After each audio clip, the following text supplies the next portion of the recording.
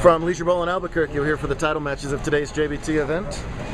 In the battle bag format, a scratch-only format, Chris Brown is your top seed and is playing in the title match against the number 3 seed Brandon Gill, bowling in his first career scratch division title match. Picking up action here in the 5th frame. Brown trails by 17 after Gill had an early triple in frames 2, 3, and 4. They're each using only one ball because they have to. So Chris only has that heavy hooking strike ball, so you're going to see something you don't ordinarily see. Usually Chris switches to a plastic ball and uses his no thumb release at the 10 pins. He doesn't have that option here, so he's going to take his normal strike ball and completely flatten it out. It's a skill that even he didn't know he had. He made one already this way. And he makes the second one this way. He's even more versatile than he thought he was. Look at that. This battle bag format really tests your versatility. They bowl best 3 out of 5 matches, and if they lose any one game in that match, their opponent takes away one of their bowling balls. So if you lose one game, you're kind of bowling your B game, and if you lose a second game, you're bowling your C- game, sometimes thrown with plastic, or at least definitely the ball you really don't want. Both bowlers are sticking with their best strike ball today here. You see Chris with that no-thumb delivery stands extremely far left. Doesn't get that ball out as far right as he wanted, but gets a great break, tripping out that 4-7 there. Man, that ball was left of target the whole way, and he somehow got it to fade, thus the wry smile on his face. He'll take it. Couple different faces today, all weekend in the title match. Brandon, another one. He does have one title with us. It was a handicap division win back quite a few years ago. Who did he beat for that handicap title? Yeah, that would be the guy over to my right, William Yoder. Oh, and a great break right back at him as he trips the 2-pin there. That's the opposite end of the spectrum. You can't come up much lighter in strike. Right after Chris couldn't have been much higher in strike. It's a great circle of life. William wins a scratch title yesterday. Now it's Brandon, who William beat for a handicap title, got 4 or 5 years ago probably, right? Yep. Has a chance to win his first career scratch title. And Brandon's brother Jacob finished in the top 5 yesterday, so good weekend for a couple of our more veteran families here. See Brandon with that really nice down the boards game, nothing too fancy. Just really nice fundamentals the whole way. Oh, and another great break there, boy. Just take it. When you can get a trip 2 and follow it up with a Brooklyn, you got it all going for you right there. That's a big break that opens up an even bigger lead. Chris is clean through 6, but now trails by 20 pins, but has that strike working. Key shot here in the 7th frame.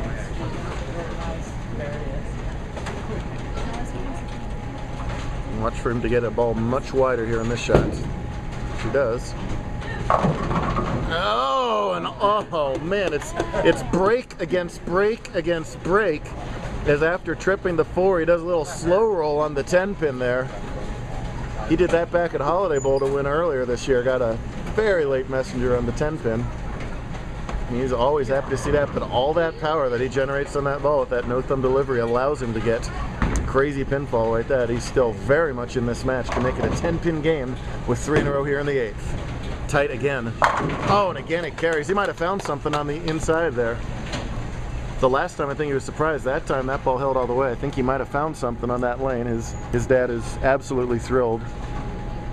Yes, thank you. Big help yesterday. Thank you very much. Very good.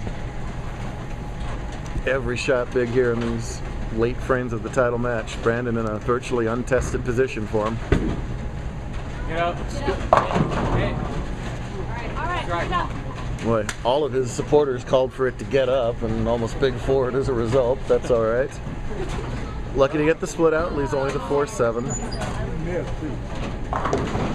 If he spares it, and everything is an if on a very demanding lane condition, he will continue to lead, but that lead will have shrunk to less than a mark. No spare is a gimme. That's a nice job, though. Pulled on the Athens pattern, one of the 12 WTBA patterns. All of those patterns are very challenging. This one kind of in the middle of that scale, but still plenty of difficulty level to challenge these bowlers. Is a -97 cut, so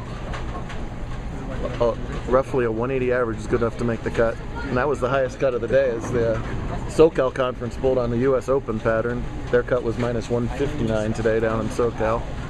And then Northwest bowled on Mexico City on wood. So that's a nightmare. Look out! Oh, wow. Well, that went from horrible news to almost terrific news to still pretty good news. Is the 510 would have been catastrophic. He almost got them both to fall. I think if he had his choice, he'd much rather have had the 10-pin fall out of that, but as it is, the 5-pin does fall. Leaves himself with the makeable spare. He'll kill this shot and go very hard and straight at it. Stay over there. Oh, no. Start, Brandon, come on. And the lead changes in the 9th frame with that open. My goodness. It's 193 through 9 for Brandon. So it's 213 strike spare in the 10th. Chris Brown right now going at a 218 pace. That's spare strike the rest of the way. So Chris has an opportunity to shut him out here in the 9th frame. Strike here and then any mark in the 10th wins it. Got it out. Oh. It's like anything that that Brandon's done in this match, Chris has returned the favor. I knew I was going to say that at least once. Sorry. I knew every time I screw that up when there's brothers following the title match. But it's as soon as Chris got a good break, Brandon got a good break. As soon as Brandon made a mistake, Chris follows it up with a mistake here in the 9th frame. But a very makeable spare for him. It was pretty easy to go Brooklyn today. All you had to do was tug it a little bit, and that's how you make a washout. Hang on. Oh, but it's 7-1 instead, and that's going to give him 182. And that 7-1 instead of a 7-2 is killer right there, because it makes the difference more than a mark. If Chris had gotten 7-2 on that washout, it would have made it 175 and 184. It would have given him 184 instead of 182, which makes him trail by only 9. The camera just fainted with excitement. The camera couldn't believe it. He said, "Oh, he didn't get 9." Oof. Well, Chris is going to need a Houdini act here in the 10th to recover. Yeah, that lane's suddenly definitely slicker for him in the middle there. It's in that same general area, but it floats the whole way and he leaves a 2-pin. Obviously needs the spare, but after that he's really going to need the fill ball to go well for him. Since he dropped that count last frame, he's got to keep as much pressure on Brandon as possible here.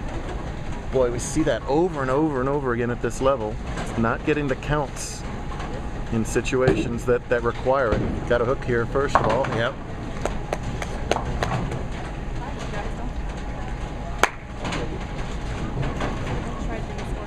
Bree is excited over here in the corner.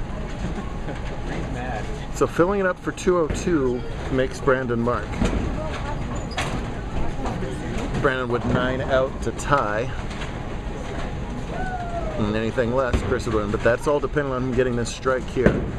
Anything less than the strike makes life a lot easier on Gill. Alright, there's the strike, so it's a big on the fill ball. At least he finishes up with 202, which by the way has been a pretty good game today.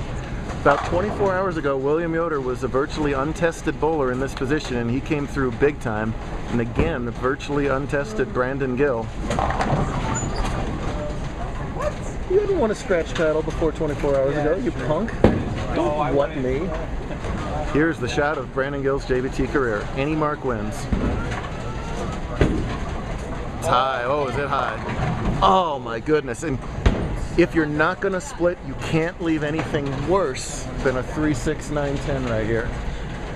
The problem here is it's really easy to get less than 3. If he makes it, he wins. If he gets 3, we tie and go to a one-shot roll-off. But it is so easy to get 2 or less on this. Oh my goodness gracious. Well, here we go, folks. Anything can happen on this shot. Good. 2 is a loss. 202 to 201. The crowd is stunned. I know Brandon is stunned. That is an absolute killer. Oh my goodness. I'm crushed for Brandon, but elation for Chris as Chris captures JBT title number 6 in most bizarre form. Holy cow. Well, it breaks my heart when anybody loses any tournament, let alone in heartbreaking fashion like that. We're going to hand out the awards. We're going to do it again in Las Vegas next week. My goodness. Ouch.